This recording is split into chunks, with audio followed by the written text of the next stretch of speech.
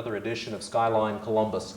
I'm your host, Steve Coach, and today we have a special guest with us, Debbie Carey Brown, who is from the Cultural Arts Center of Columbus.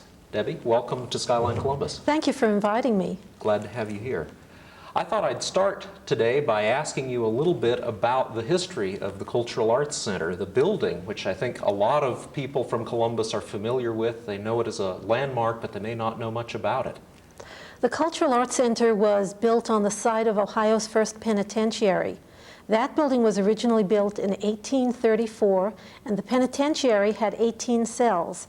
Unfortunately, there were a lot of criminals in Columbus at the time, and 18 cells were just not enough. So they leveled the building and built the penitentiary on its current site on Spring Street. Then what happened is, in 1861, they built the Ohio State Arsenal on the site of the old pen. The arsenal was used continuously by the Ohio National Guard until 1976. At that time, the city of Columbus obtained the lease on the building, which we pay only $1 a year. Great bargain. And renovation took 2 years to make it into the multifaceted arts facility that it now is. So you're originally housed in an arsenal. That's right. That's kind of interesting, built at the start of the Civil War, and I suppose there are probably a lot of unique characteristics to the building because it was formerly an arsenal. Do you make any special use of some of the architecture that gives it that unique character? Well, we thoroughly enjoy the entire building. We have a tunnel which was built connecting us to the State House, or the Capitol building, and that was built when the building was built in 1861. And the reason why they did that was they wanted a way for the governor and his cabinet to be able to escape in case the Capitol were under siege. So this was the first tunnel that was ever built connecting the State House with another building. When they did all the renovation in downtown Columbus to develop it to the state that it now is, they destroyed most of the tunnel, but we do know that when the renovation began for the Cultural Arts Center, they were able to find a tunnel that just went as far as across the street. But there are so many wonderful architectural features about the building. I can graphically describe many of them, but really people just need to come down there and see it for themselves. There's a real sharp contrast between our building and the building just next to us, which is the Waterford Tower, a great big brand new high-rise building right next to a historic landmark, which is our building. And the contrast in the two is really very marked. Mm-hmm. That's interesting, that notion of a siege in Columbus. Of course, 1861, the start of the Civil War. So I suppose that armory was built in real earnest. That's right. What do you find? Do you find inside of it that there are any unique spaces other than the tunnel and so forth that you make use of? Yes. Well, actually, we don't use the tunnel. That's sealed off. But we do have 4 towers, one on each corner of the building.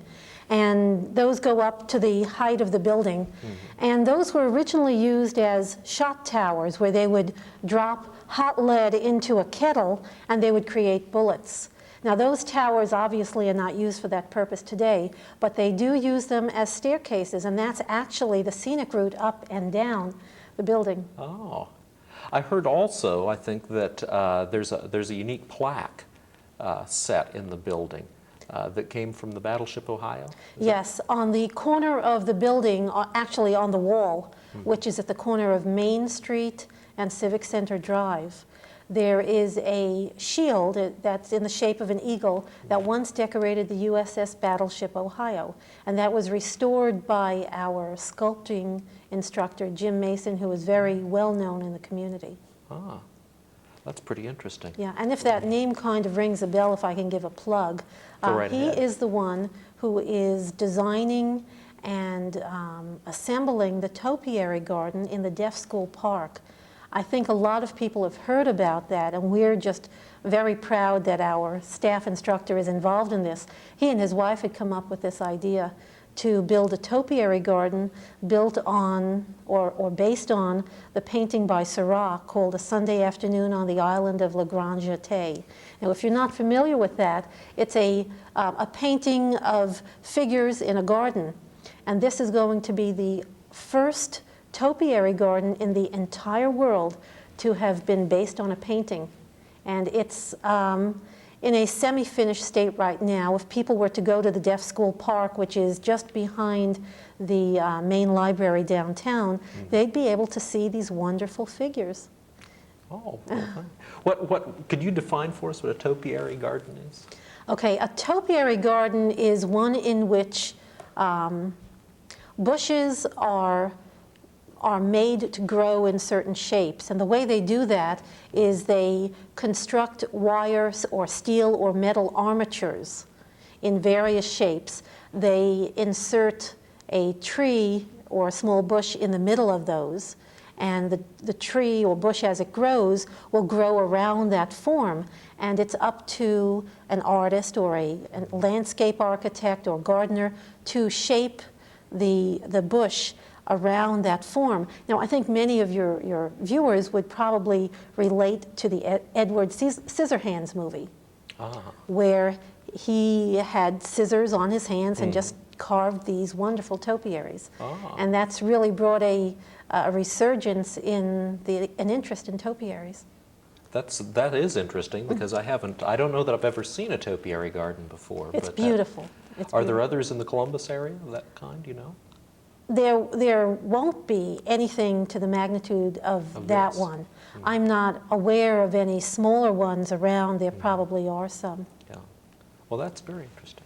The building is, a unique thing.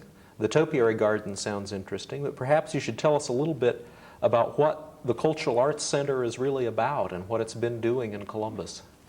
We seem to have an interest in being in old buildings. In our former location, which was at an old firehouse on Parsons and Oak, now the Columbus Music Hall, we were called the Columbus Arts and Crafts Center. In that capacity, we had many simple arts and crafts programs.